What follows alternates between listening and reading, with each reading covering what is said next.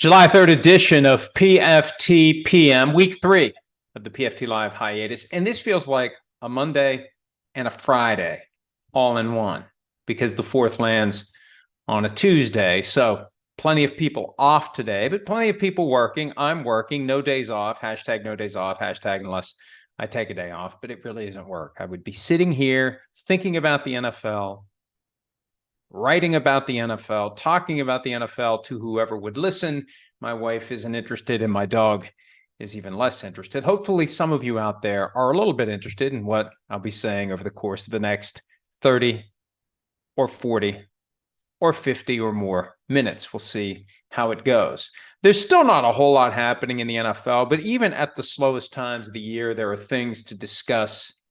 There was an item that I noticed over the weekend, and this traces ultimately back to Greg Bedard of Boston Sports Journal, who, if I understand the chronology correctly, and there's a good chance I don't, but if I understand it correctly, there were some comments that Coach Bill Belichick made at the end of the 2022 season about spending or lack thereof over the past 3 years by the Patriots. Remember, they splurged in 2021, the post-pandemic year when a lot of teams were strapped for cap space and cash. The Patriots spent a lot of money, but they otherwise haven't been spending a lot, and Belichick pointed that out.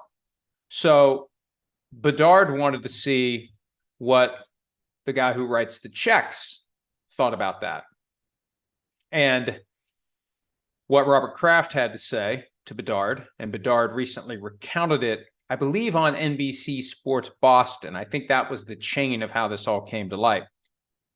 What Kraft said to Bedard was that Belichick has never come to me and not gotten everything he wanted from a cash spending perspective. We've never set limits.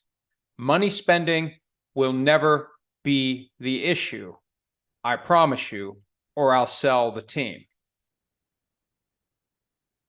In contrast, what Belichick said was that they're spending in 2020, 2021, and 2022. If you take all three together, the aggregate puts them at 27th in the league in cash spending. A couple of years we were low, 1 year we were high. Over a 3-year period, we were one of the lowest spending teams in the league.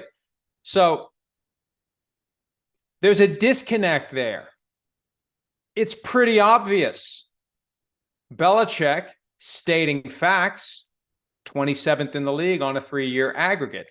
Kraft, spending is never an issue. Money spending will never be the issue. And I think the use of the word "the" there is very telling. Money spending will never be the issue. There's a difference, I think, between saying will never be an issue or the issue, because the issue implies the problem, the thing that is keeping us from being as competitive as we would like to be. Money spending will never be the issue. Something else is the issue. And maybe it's Belichick not asking, because that's what Kraft says. He's never come to me and not gotten everything he wanted. So Belichick can try to foist blame for the fact that the team hasn't been very good post Tom Brady, with 1 playoff appearance, a 47-17 loss to the Bills, 2 non-playoff appearances sandwiched around it. He can say it's lack of spending. It sounds like Kraft would say it's lack of asking, because I won't tell him no. I got the money. I need him to say to me, here's what I want to spend and why. But he's decided not to. For whatever reason, it's not his money. Now, look, there are reasons to hold back cash because it does have cap consequences that can hurt you in future years. But it sure sounds like this isn't a situation where Robert Kraft ever said no to Bill Belichick. It sounds like it's a situation where Belichick decided to construct things a certain way. It didn't work, and now he's looking for something to blame other than himself for the issue. And Kraft says the issue will never be the amount of spending. He's in charge of the football operation. It's his decision. I don't meddle. I don't get involved. He makes the decisions. He comes to me. He tells me what he wants, tells me what he needs, and I've never told him no. when he wants to spend. Deeper issue, I believe.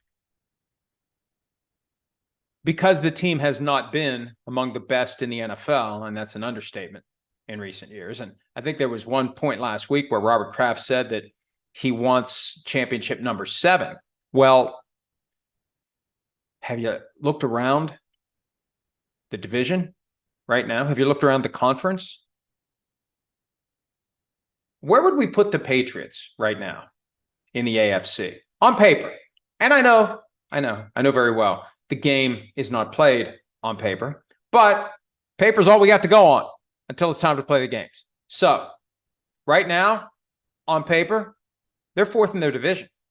They haven't finished last in their division since 2000, Bill Belichick's first season as coach of the Patriots. 22 years, second longest streak in the NFL of not finishing in 4th place in their division.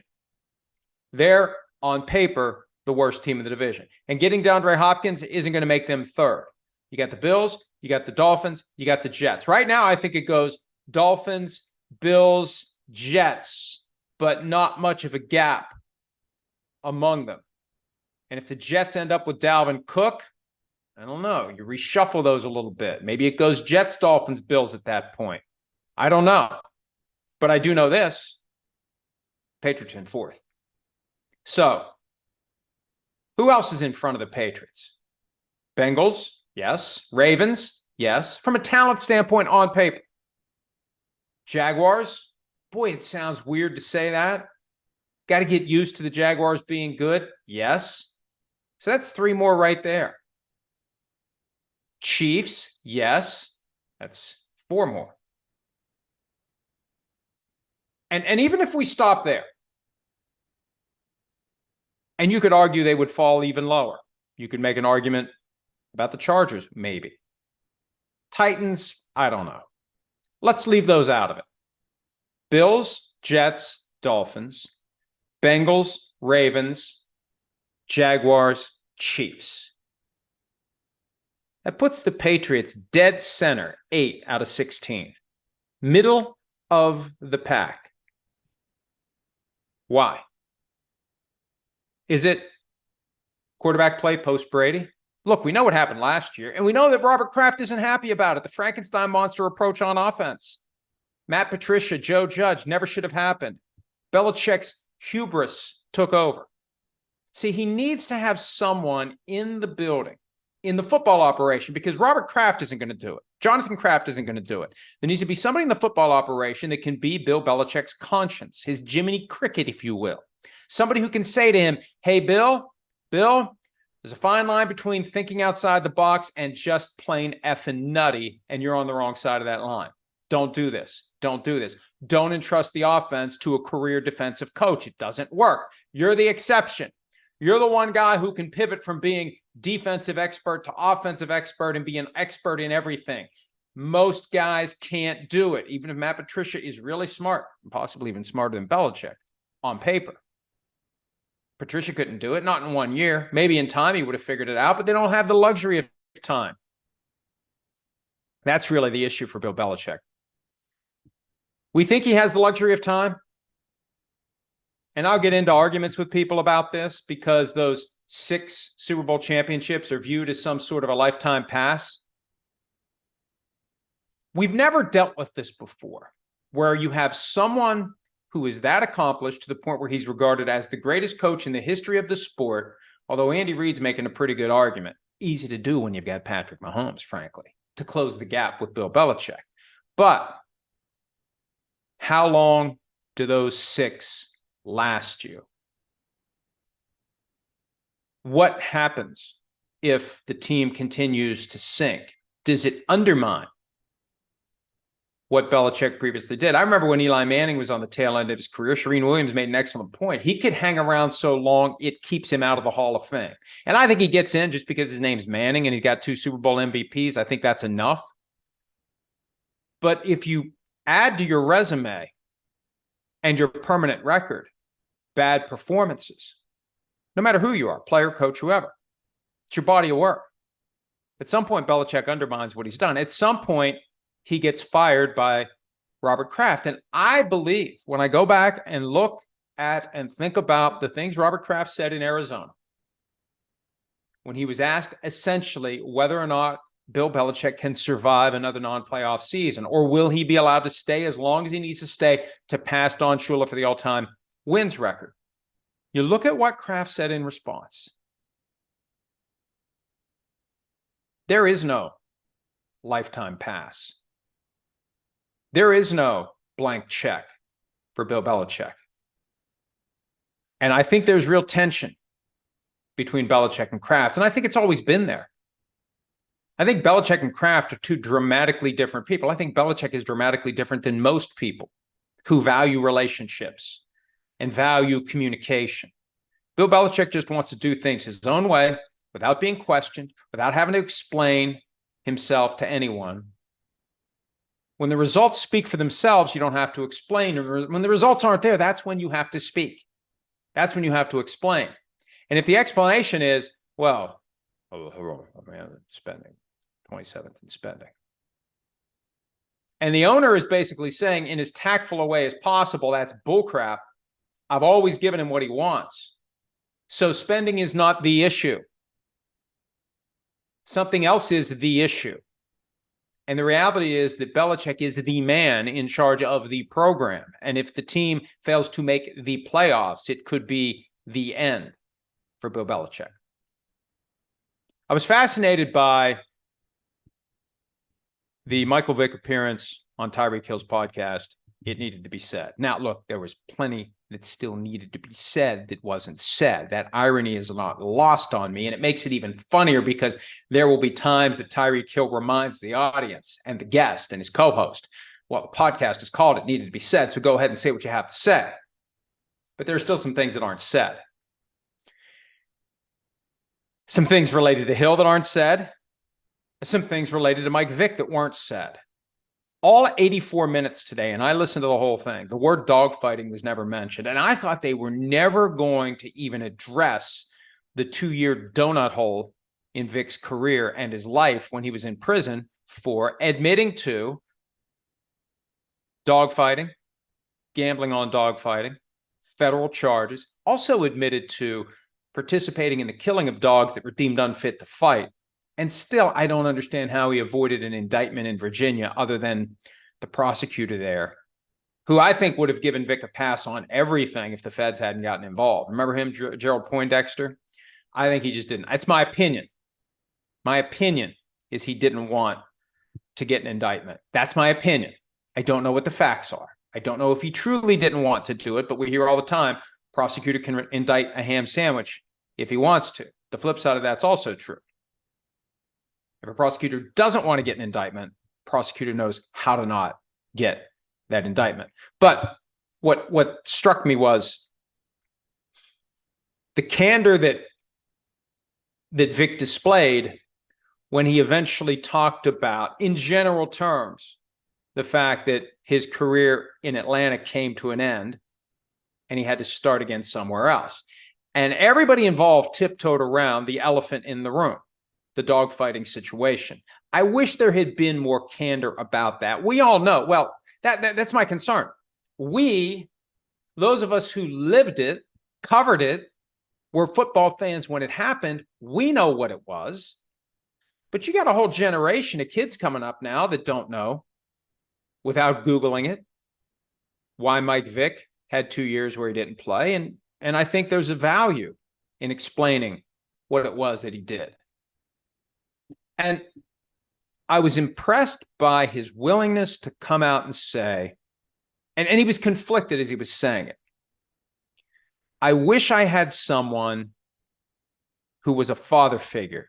And I did, but I needed someone to tell me what this could do to my life and my career. There was one person, but I won't name who that was. That's what he said. So he wanted someone to tell him he was doing wrong, but someone did tell him he was doing wrong, and he ignored that person. And I think the truth is he wasn't going to listen to anybody. 43-year-old Mike Vick would listen. Mike Vick from 16 years ago wasn't going to listen. Mike Vick from 22 years ago wasn't going to listen. And this was a 6-year ordeal. I remember I used to get very upset when someone would refer to what Mike Vick did as a mistake. It was never a mistake. It was a 6-year lifestyle. And I remember all the arguments that he didn't know it was wrong because it was culturally accepted where he grew up. I don't buy that either. At some point, Mike Vick knew he was doing wrong. And at some point, Mike Vick wasn't listening to those who tried to tell him he was doing wrong. He was determined to keep doing what he was doing, and he believed he wasn't going to get caught. And I think the story that impacted me the most was Vick explaining that he bought a Maybach after he got his second contract from the Falcons, got pulled over because the police officer just needed to know what kind of car it was. And Vick thought, I got to get rid of this car. This is too much attention. He knew. He knew that this house of cards could collapse. He just assumed there would never be a sufficient gust of wind to knock it down. He thought he was impervious to that. He thought he would get away with it because he did for 6 years. He did. The Falcons never showed the slightest curiosity about this rural property he had in Virginia that he would go to all the time. And it wasn't like it was underground tunnels that were built to hide the dogfighting operation. It was all out there. Now, they painted the buildings black, but that only gets you so far. It's a fascinating chapter in NFL history. And it was fascinating to me to hear Mike Vick talk about it, especially because I felt like Tyreek Hill and his co-host didn't even want to talk about it. And they could have drawn so much more out of him on it needed to be said. But for whatever reason, they didn't want to go there. They thought the Falcons should have brought Vick back the moment he got out of prison, give him a second chance, let bygones be bygones, forget what happened, and move on. Vick thought that when he was that age. He now understands why that couldn't happen. And there's a valuable conversation to be had between Vick and Tyreek Hill. Because Tyreek Hill now, he's older than Vick was when Vick got in trouble, but he's still in that younger mindset that may not understand the connections between actions and consequences, as evidenced by what happened since that podcast was recorded. The podcast was recorded during the offseason program. The Father's Day incident that Tyreek Hill is being investigated by the NFL and criminal authorities for, that happened afterward. But there's a maturity to Mike Vick now, and he could be such a valuable ambassador to players who need to hear from someone they grew up idolizing. Now, look, we're getting toward the end of the generation that grew up idolizing Mike Vick, but it would be great to find a way by the league, by Fox, or by Vick himself to really help be that voice that can cut through the noise. But you know what the reality may be?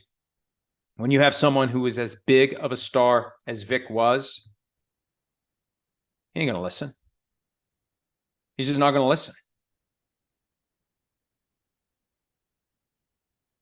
Mike Vick, age 27, would tell Mike Vick, age 43, to get out of my face and leave me alone. I know what I'm doing. I don't need your advice.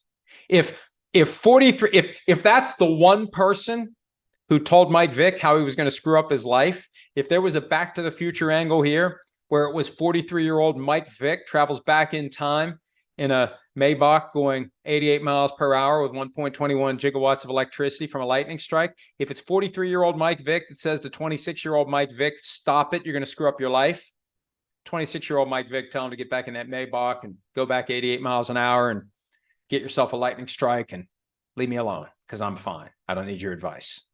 It's fascinating to me because it was such a huge story at the time. And I don't think the passage of time justifies forgetting that it ever happened.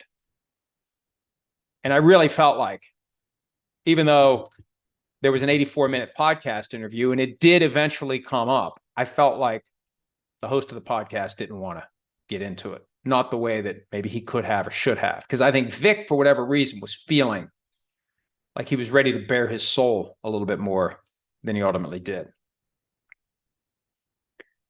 I was interested to see over the weekend that Mark Murphy, the Packers CEO, in his monthly column. I don't think he does it during the season. I think he does it in the off season, but he addressed the Hard Knocks angle, and he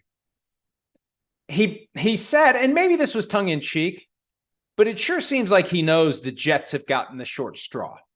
We reported last week the Jets are bracing for said short straw, one of the 4 teams that can be compelled to do it by the league's formula. Teams without a new head coach, who haven't been to the playoffs in the last 2 years, and who haven't done Hard Knocks in 10 years can be told, you're doing it. Bears, Commanders, Packers, Saints are the 4 teams this year. Jets, Bears, Commanders, not Packers, Jets. I'm sorry. I got Packers on the brain. Bears, Commanders, Jets, Saints are the 4 teams that can be told they're doing it this year. Jets are bracing for the assignment. Murphy seems to think they're going to get it. We're getting closer and closer to the debut episode. We're about 5 weeks away from episode 1, and we still don't know who the team is going to be. Maybe this is a good day to announce it. Does this count as a bad news dump? The Monday before the 4th of July, when a lot of people aren't working and paying attention anyway. I have to figure we're going to find out who it is pretty soon. Won't we? I'm going to assume it's the Jets, unless and until someone tells me otherwise. Now, again, we've never reported that the Jets are the team, just that they are bracing for it. They think it's going to happen even though they don't want it. The Bears don't want it. The Saints don't want it. I'm told the Commanders would do it, but I'm also told the NFL doesn't want to pick the Commanders until the sale to Josh Harris from Daniel Snyder is final. That won't happen until July 20. And even then, the Jets would be a better story, especially because if you do the Commanders, how do you properly avoid delving into the Daniel Snyder issue? The NFL has to avoid it. They're not going to get into the nooks and crannies of why Daniel Snyder had to sell the team. They don't want to wallow in that. But if they don't, then people like me are going to say they're whitewashing it. They're brushing it under the rug. They're trying to avoid reality. That's the thing about these reality TV shows, though. When the subject of the show is controlling it, it's not truly reality. It's an infomercial. It's what they want you to see, what they want to show you. It's never really the truth, the whole truth, and nothing but the truth. Related to that, just before I got started today, I saw this on Sports Business Journal. It's a news item from puck.news. Netflix has landed the docuseries about Jerry Jones and the heyday of the Cowboys. Netflix is paying just under $50 million. It comes from Skydance Sports. Never seen footage and interviews with Cowboys stars like Troy Aikman, Michael Irvin, and Emmitt Smith. It's being compared to the 10-part Last Dance documentary about the Bulls dynasty of the 90s. We'll be the judge of that as to whether or not it's that good. ESPN made an aggressive bid.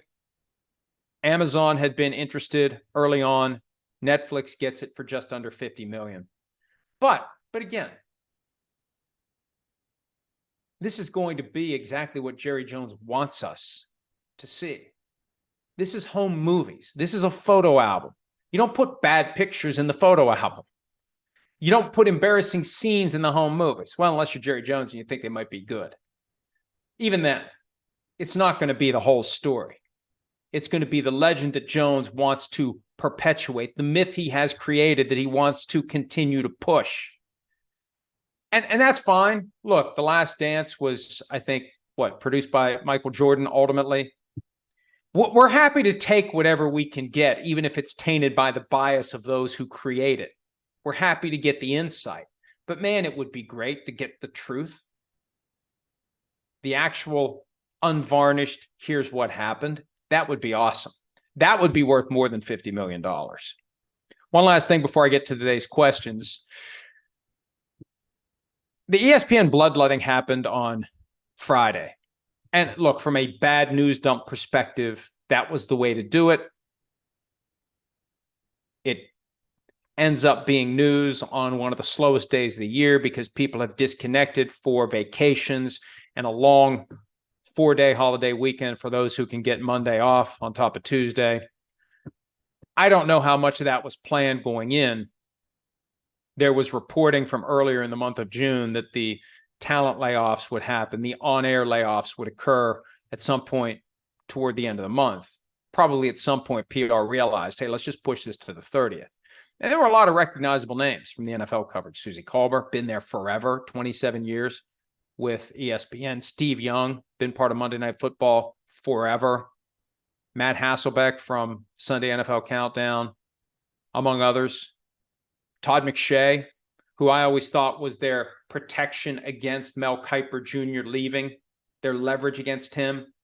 Because I remember McShay's rise came after there was a tough negotiation between Kiper and ESPN. So, hey, we need to have somebody else to step in if Kiper ever walks. And lo and behold, Kiper outlasts McShay because now they got Matt Miller, who becomes the new McShay. I think that's the way it goes. But an effort to trim fat. I've seen reporting that Jimmy Pitaro, the president of ESPN, was looking to identify highly compensated on-air people because that would be money that would save more jobs behind the scenes. And that's fine. The one thing that just is so intriguing about all of this, and I feel bad for Pat McAfee, he gets a bunch of mud thrown on him by this because he's just signed a huge contract, 5 years with ESPN, $85 million for his show to be on ESPN. So his name is trending because people are complaining that McAfee got all these people fired. And folks, that's just not how it works. You understand that, don't you? I mean, you realize that these companies make their decisions based upon how much money they think they're going to make. They're going to invest their assets in the places where they think they're going to profit. They think they're going to get a sufficiently large audience from McAfee and sufficiently significant advertising dollars and engagement that he's going to pay for himself and then some. You know, for the people on air who don't have their own independent following, who don't bring people to the table, who don't bring ratings to the table, who don't bring revenues to the table, those are the ones who are in jeopardy because they're easily replaced by somebody younger and cheaper and at the early stage of their career. Now, look, I'm not suggesting there was any ageism involved in this, but the reality is, if you're identifying people who have the bloated salaries, typically it's the people who have been there longer. And for some of them, like Keyshawn Johnson, I failed to mention him earlier, he's in the second year of a 5-year contract worth around $18 million. He gets it all. And there's that weird element to this of, and I don't know enough about finance and accounting to understand how it works, but there's a benefit somehow, some way for taking this as a loss or a write-off or whatever. I don't know. I don't even know what a write-off is, but they do. And they're the ones writing it off. But remember when Ed Werder was let go? And at first he had some other opportunities and ESPN was kind of, well, you know, you've got your buyout, and they didn't want to give up his buyout. They still wanted to pay him, if I recall correctly, because it was part of this broader corporate thing. And then he ends up working for ESPN again. It's like it never happened. But this is more about dollars and cents than about the human beings. And there still are human beings involved in this calculation. But at the end of the day, the corporations that are making these decisions, that are acting on these decisions, I know managers and other individuals at the corporations make the decisions, but the implementation comes from a nameless, faceless, well, it has a name, the corporate name, but it's still a faceless, not human entity that is going to do what's in its best interests and move forward. And look, did they handle the PR side of it as well as they could? Did the dominoes fall in a way that would create something other than natural blowback to the guy who just came in under great fanfare? I think the only thing I would do differently, if I was McAfee or ESPN, is insist on no one knowing how much money McAfee was going to make. But even then, what would we think? What would we think? He's making minimum wage? I mean, everyone would think it was a big number. In fact, if they insisted on secrecy, there's a chance that people would think it's an even bigger number than it really is.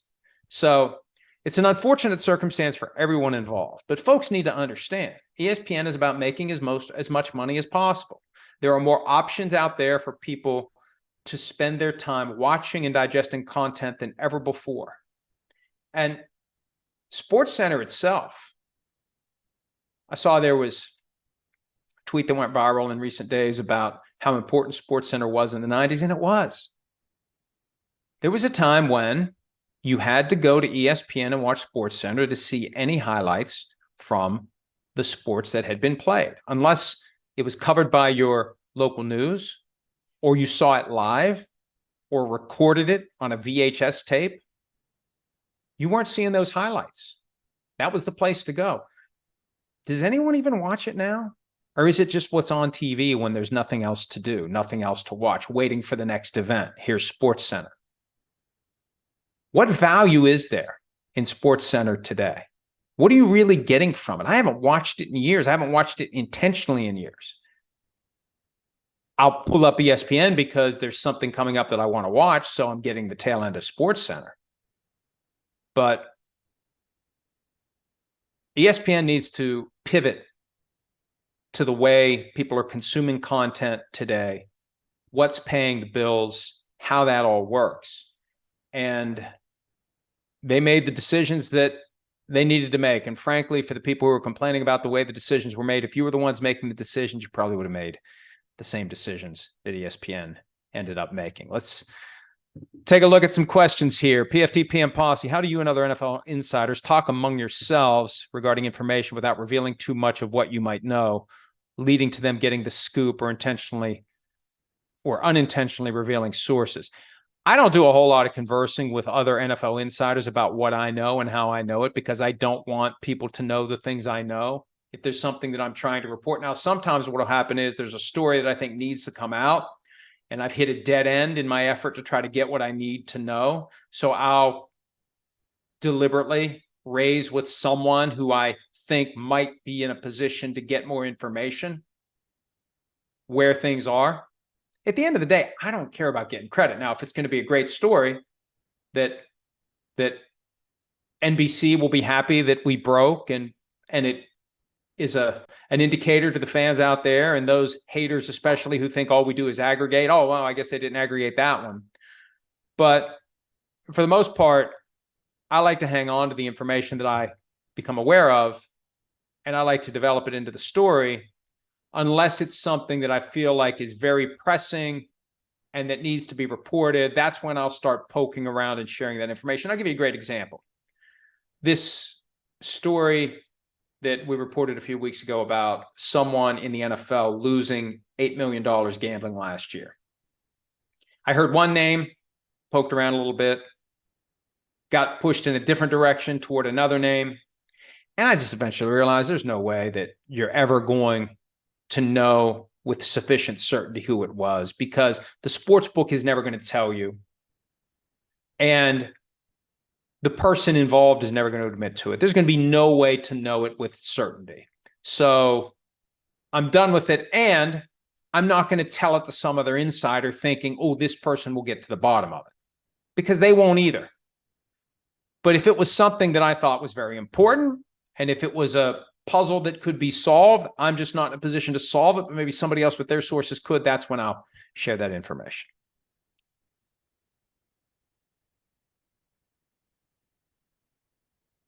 Oh, Macy's Twitter account active again. Pops, what are our plans for the 4th? Are we having a fireworks show? You know I don't like the big booms. You know, Macy's already been spending the recent evenings with the fireworks going off down in the gym. That's her safe space, rattled by the noises. I've heard stories of dogs around here locally running away from home with the noises. I don't even know if I'm going to buy fireworks this year. I've said in the past that I've learned as I've gotten to different ages in my life that I've reached my lifetime limit of this certain thing. And one thing I've reached my lifetime limit of is fireworks. Like, there's nothing you can show me that I haven't seen before over and over again. I'm all oohed and awed out about watching fireworks. They really don't do anything for me. I probably won't buy any this year. Maybe I'll get some. If we end up having a cookout tomorrow night, maybe I'll get some.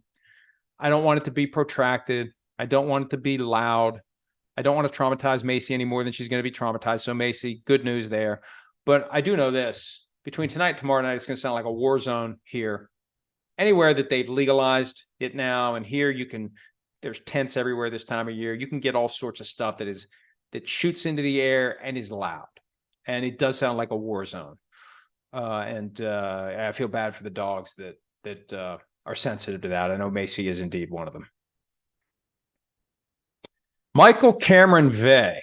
Is Mike Vrabel on the hot seat if the Titans have a down season? He seems like a coach who gets the most out of his players, but has been clashing with management seemingly since he first arrived. I don't think he clashes with ownership. I think he and John Robinson clashed, and guess who won? Who won? Robinson didn't win. Vrabel won. Now, I don't know how much say Vrabel had in the hiring of Rand Carthon, the new GM.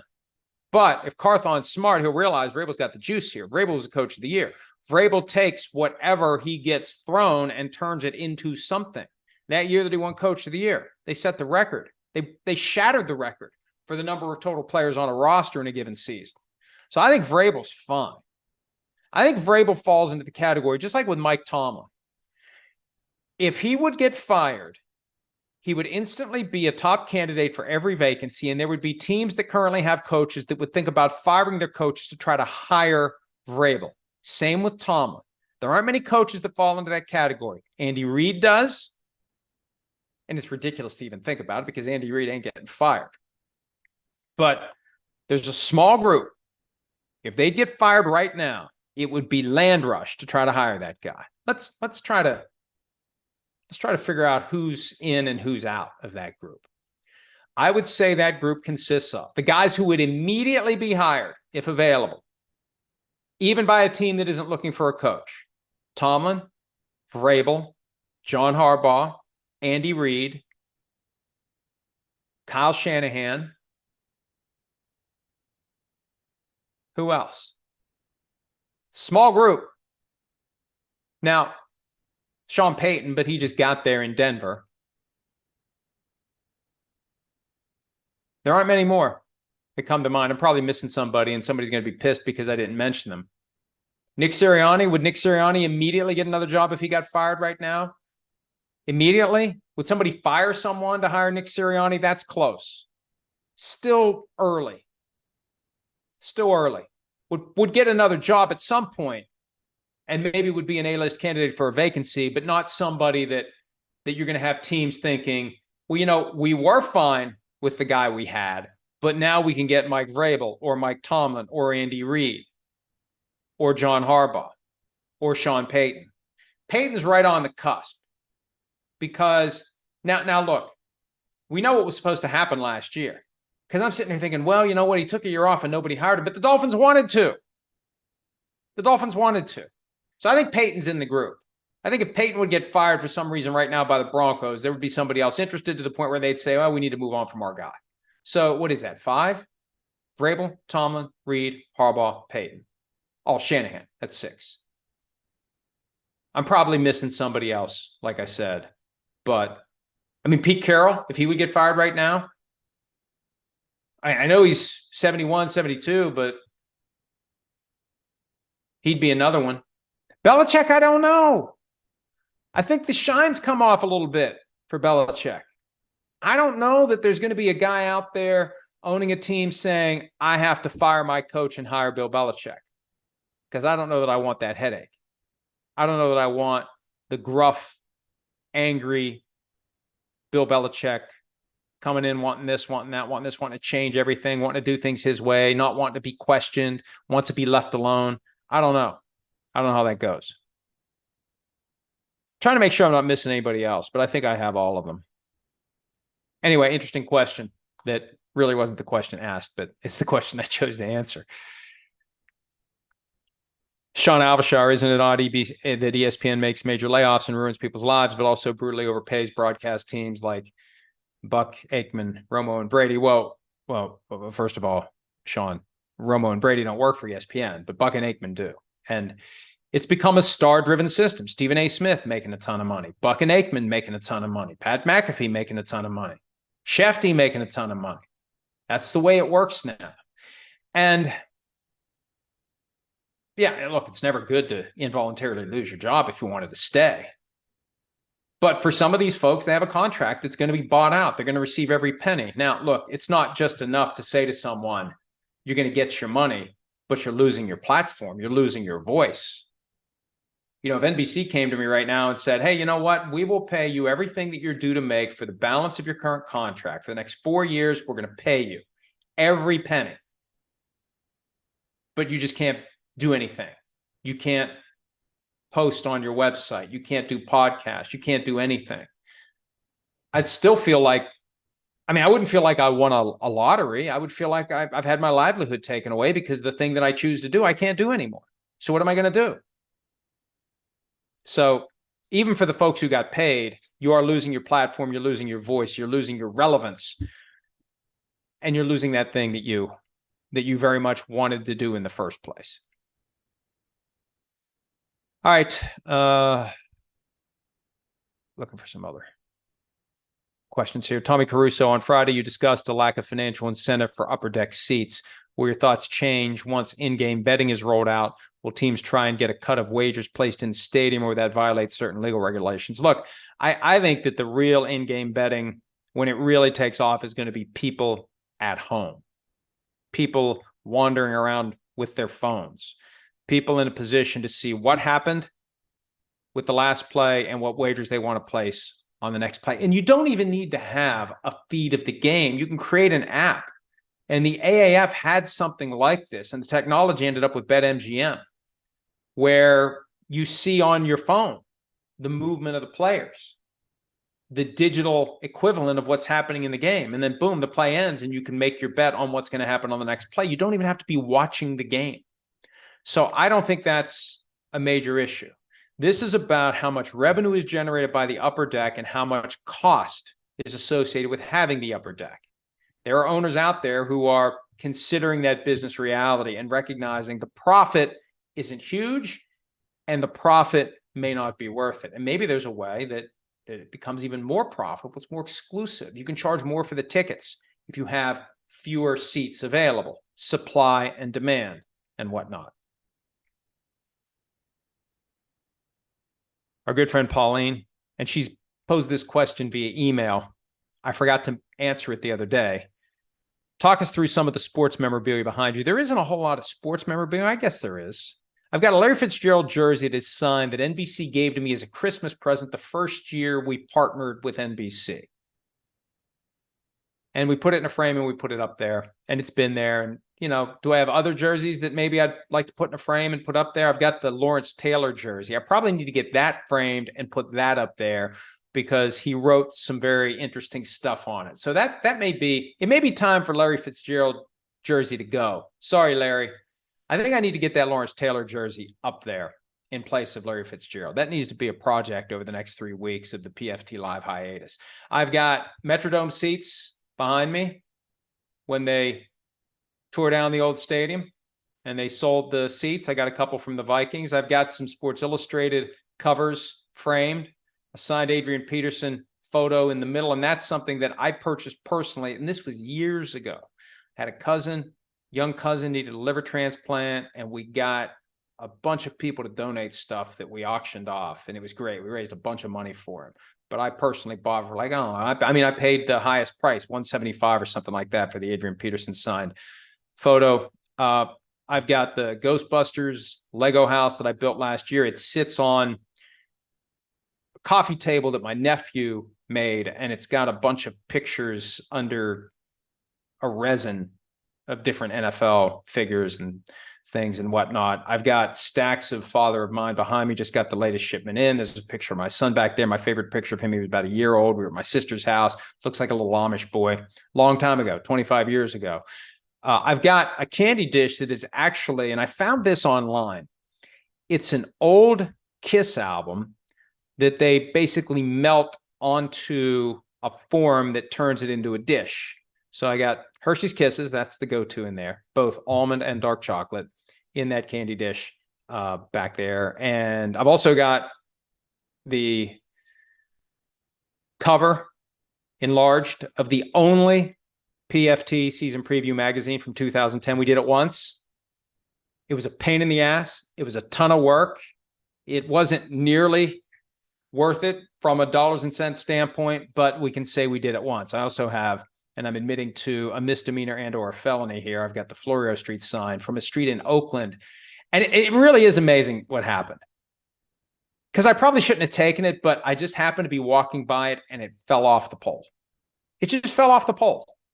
The damnedest thing. What a coincidence that someone named Florio would be walking by a pole with a sign on it that said Florio Street, and the sign would just fall off the pole. Really is amazing. So how could I not take it? I mean, how could I not? right? That's from 1985. So all statutes of limitations, or statutes, if you prefer that formulation of the word, they've all expired by now, because that's been 38 years ago. I mean, that's a keeper. That's one that like goes to my son and his children. I mean, it's got to get passed down generation to generation. And again, it's 38 years old, and it's metal, and it looks the same as it did the day that it fell off the pole. The one thing that you may be able to see right about here in a frame, that's a combo platter. And I've posted a picture of this before. It's got two things in it, just to kind of show the weird way life goes. It's got my thank you note in cursive to my grandparents for buying me a Vikings coat when I was like 9 or 10 years old. That's the top part. The lower part is the thank you note that Roger Goodell sent me after I visited him in 2010, and we took him something. I can't remember what it was. Some token, some gesture. He sent me a handwritten thank you note. So they're both in there, because it just kind of shows how the world has changed. And also, let me turn this a little bit. That's the bookcase back there that we've got just a bunch of different things in. Football cards, old football cards from when I was growing up, the Walter Payton rookie card. The year that I really got into buying as many Topps football cards as I can, and got like a whole box of them, of the packs. It was great to just get the box that you would see at the local store. I got the whole box. I got all 36 packs in one box. And I had, doubles, triples, quadruples. I had like 7 of whatever slappy it was. And when I went back in 1990 and looked through them all, thinking I would have like 5 Walter Paytons, when I was aware that the Walter Payton rookie card was worth a couple $100 at the time, I had 1. But fortunately, it's in good shape, and it's in a lucite case. But I got a bunch of those old football cards over there laying on the shelves. I've got a great Randy Moss McFarlane figure that is from, and I don't know that this is deliberately and specifically when they picked it, but it's how he looked the day in Green Bay, his last playoff win with the Vikings, his last victory with the Vikings. It was a week before they lost to the Eagles in the divisional round, and then Moss was traded to the Raiders. But he's got the fro, and he's got the white on white, and that's the day he rubbed his butt on the goalpost in what Joe Buck called a disgusting act. But I thought it was awesome then, and I think it's awesome now. So that's pretty much everything. I've got an old Vikings beer stein up there that's got really old ticket stubs in it. I mean, really old ticket stubs. I've got one from 4th of July. I have to tweet this. I did it a few years ago. 4th of July, 1986. A's, Blue Jays. Doubleheader, followed by a fireworks display. And the people who sat in the bleachers got to go out on the outfield grass to actually see the fireworks, because they were behind the bleachers. So it was kind of neat. There was a group of 4, 5, 6 of us. We went out onto the grass and watched the fireworks at the Oakland Coliseum, which the A's will eventually be boating. All right, enough of that. Tommy Caruso, not a question, but I love the Legos Ghostbusters house in the background. Huge Lego guy, went to law school literally 2 blocks from the actual firehouse. The guys there are really nice and love people stopping by. Next time you're in the area, you should go. Yeah, it's actual firehouse in New York, and I think I've been by it. And you can't miss it when you see it, but that is the house that is the Lego Ghostbusters. SF Monk, if the state of New York hadn't ponied up for a new stadium, where would the Bills go? That arises from a comment made last week by the Erie County administrator, who said if they hadn't paid for a new stadium in Buffalo, the Bills would have moved. I don't know where they would have gone. London? I don't know. Somewhere that would have either had an NFL-ready stadium, or that would have paid for the Bills to have an NFL-ready stadium. But there would have been a plan B. Somewhere, somehow, the Bills would have found another home if Buffalo hadn't come up with the money to build the stadium. Anastasia Williams, is there a surprise team that you'd like to come out of nowhere and make a run in the playoffs, a team that reminds you of the 2021 Bengals? Hadn't really thought of that. I mean, the Bears, possibly. Have they put enough around Justin Fields? Will we see the kind of jump from Justin Fields that we saw last year from Jalen Hurts? Nobody really saw it coming from Jalen Hurts last year until it happened. Matthew Berry was all over it. That was his ride or die guy for fantasy. And then Hurts proved he could do it. He could step up. That's one possibility, the Bears, and that division is wide open. I mean, look, the Buccaneers just won the Super Bowl 3 years ago, and people laughed when Tristan Wirfs said he thinks they can go 12-5. But when you look at their schedule, there are some wins there. If they can get the most out of the guys who are still there, who were part of the Super Bowl team, and if there is any validity to the idea that Tom Brady leaving has kind of pushed away distractions and pushed away kind of the dark cloud that hovered over the team last year, and they're going to be overlooked. They're no longer going to be a team that everyone uses as a measuring stick. They could maybe steal some wins and end up being a pretty good team this year if they get good quarterback play out of whoever ends up winning the job, and it should be Baker Mayfield, but who knows? So those are a couple that come to mind as possibilities. I think it's likely to happen in the NFC because in the AFC, it feels like every team is kind of a contender, except for the Texans and maybe the Colts, possibly the Raiders. But you got 13 teams that you look at and say, there's a way things play out that team could make a deep playoff run. So I think the sleeper could come from the NFC. Maybe the Commanders, now that the Daniel Snyder curse has been broken. Eric Bieniemy running the offense. A lot of praise for what he's doing. Sam Howell surprising people as the quarterback of the team. The defense may be better if the offense is better. Commanders, Bears, Bucks. Those are teams that intrigue me for 2023. And look, anybody in the NFC South, because we're not expecting anyone to come out of there and be great. I mean, the Falcons, if Desmond Ridder does what they think he can do, plenty of weapons around him. Panthers, if Bryce Young makes an impact right away. Saints have a chance. Although I'm not as high on the Saints as some others, just because of Derek Carr. I think there's a ceiling to Derek Carr, just like the ceiling to Kirk Cousins. So maybe they'd win the division and maybe win a playoff game. Maybe. He's never won a playoff game. He's only played in one. He missed the other one because he broke his leg right before the playoffs. But how about make the playoffs and go 1-out? That's kind of what you would expect from the New Orleans Saints.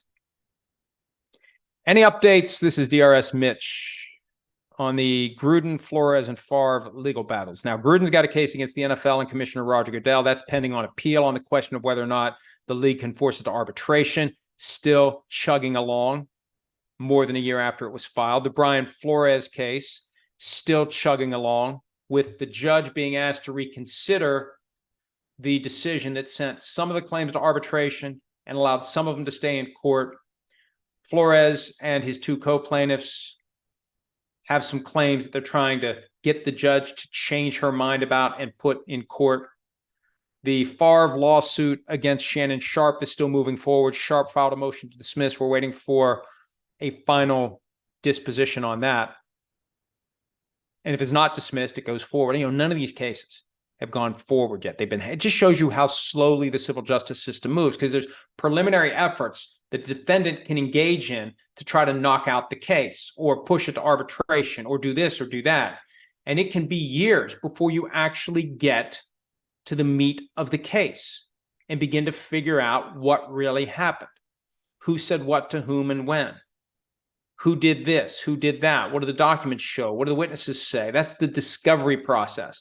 That doesn't happen until you get past all this preliminary maneuvering aimed to either get the case in a more favorable forum or to get the case knocked out altogether. It takes time. It involves appeals. And then eventually, inevitably, barring a settlement, you get to the point where we start to find out what happened. Brock Bollinger, is the NFL rigged? Don't answer this question if the answer is yes. Very well done. And I'll say what I have said many a time. I do not believe the NFL is rigged because I don't think the NFL could pull it off. I don't think they could effectively rig games, and I don't think they could keep it quiet, discreetly. There'd be too many people who would have to be involved. I don't think the NFL cares to rig games, but I don't think they could do it if they even wanted to. It just doesn't work that way. There's too much to lose by doing it, and what do you really gain? People are still tuning in by the millions to watch games of the good teams, tens of millions to watch playoff games, 100 million plus to watch the Super Bowl, regardless of who it is. There's no reason for the NFL to rig games. Last one, and I can't remember the answer to this one. Fishman WVU. Not an NFL question, but when was the last WVU football game you attended? I really don't recall. I can't remember the last time I went. I think there was a year at some point after we started with NBC that we bought season tickets.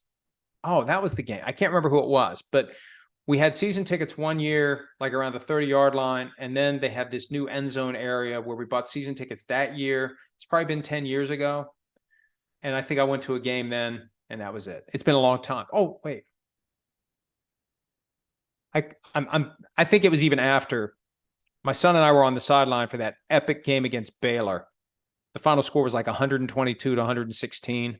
Geno Smith, 2012. That's the most memorable game I was at. But I think I was at one kind of like meaningless early season playing some low-level team. I think I was at one of those games at that point after the epic Baylor, Geno Smith, Stedman Bailey, Tavon Austin game. That would have been 2012. 2012. All right. That's it. We'll be back Wednesday. If there's anything that I didn't get to. Oh, wait. Last one. Thomas Allison. Why do you hate the Cardinals so much? I don't hate the Cardinals. I don't. Why would I hate the Cardinals? The Cardinals are irrelevant. People hate great teams. There's no reason to hate the Cardinals. But I'm not going to look the other way on dysfunction. And fans of a team like the Cardinals should be glad that someone is calling out the dysfunction. If you ignore the dysfunction, what happens? The dysfunction continues. If you call it out, maybe it stops. I'll never understand this mentality by fans who want their team to be better, but resent efforts by people on the outside who aren't fans of the team to try to make it better. To call out when Michael Bidwell is accused of doing things that he shouldn't do. To call out the team for the shameful statement that was released after Terry McDonough filed his claim earlier in the offseason. To try to get to the bottom of what happened with the Jonathan Gannon tampering. This isn't an expression of hatred to a team. I mean, really, if I hated the Cardinals, I'd say, hey, you know what, Cardinals? Thumbs up. Everything you're doing is perfectly fine. Keep doing what you've been doing. You've gotten this NFL thing figured out. You're on the right track. It's just a matter of time before you become the next NFL dynasty. If I hated them, that's what I would say. Trying to make them better. Trying to call out these issues so they stop, so they treat people the right way, so they treat their players the right way. And look at the horrible marks they got from the NFLPA survey that was released right around the scouting combine, late February, early March. You change because of that. You improve when people are calling you out and embarrassing you. So Cardinals fans who want to be pissed at me, I don't care if you're mad, but take a step back and ask yourself, what does more harm or good for our interests to have the best possible team? Somebody pointing out the problems in the hope that they'll be rectified, or somebody saying absolutely nothing so that nothing will ever change? That's it for today.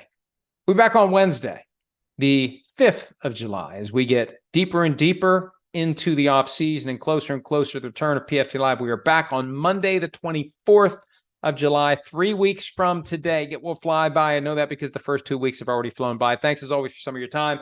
And again, we'll see you back here on Wednesday. Hi, it's Mike Florio. Thanks for watching PFT on YouTube. Hit subscribe for the latest news and analysis from Pro Football Talk.